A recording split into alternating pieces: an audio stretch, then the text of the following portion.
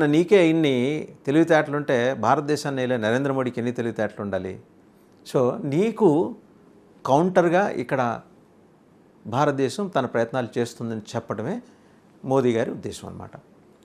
సరే, ఈ TU-160M దాని లక్షణాలు, దాని స్వాభావికంగా అది ఉండే తీరు అండ్ ఒక సూపర్ సోనిక్ బాంబర్ అది కనుక మన అమ్ములపదిలో వచ్చి చేరితే చైనాకి భయం ఏంటంటే సరిహద్దుల్లో ఉన్న డ్యామ్స్ మీద అది కాన్సన్ట్రేట్ చేస్తే ఒక్కసారి కొట్టిందంటే డ్యాములు పేలిపోతాయి.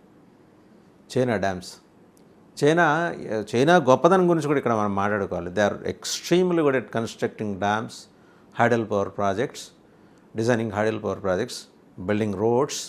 రోడ్ బిల్ట్ ఇనిషియేటివ్ వాళ్ళది చాలా బాగుంటుంది. అండ్ పోర్ట్లు కడతారు. నేను వాళ్ళ కుట్రల గురించి మాట్లాడట్లా, వాళ్ళ గొప్పతనం గురించి మాట్లాడుతున్నా. వాళ్ళు పోర్ట్లు కడతారు, కట్టలేని వాళ్ళకి ఆర్థిక సహాయం చేసి తర్వాత లీజుకు రాయించుకొని తమ దగ్గర పెట్టుకుంటారు. ఇలా నెమ్మదిగా దేశాలను ఆక్యుపై చేస్తారు. అందుకనే దాన్ని డ్రాగన్ అంటారు. ఎటు కావలిస్తే అటు విస్తరించుకునే ఒక విశాలమైన ప్రయోజన సూత్రాన్ని కలిగి ఉన్న చైనా జీ జిన్పింగ్ లాంటి ఒక కమ్యూనిస్ట్ క్యాపిటలిస్ట్ ఆధ్వర్యంలో ప్రస్తుతం నడుస్తుంది. వాళ్ళ పేరు కమ్యూనిజం, జరిగేదంతా క్యాపిటలిజం అక్కడ.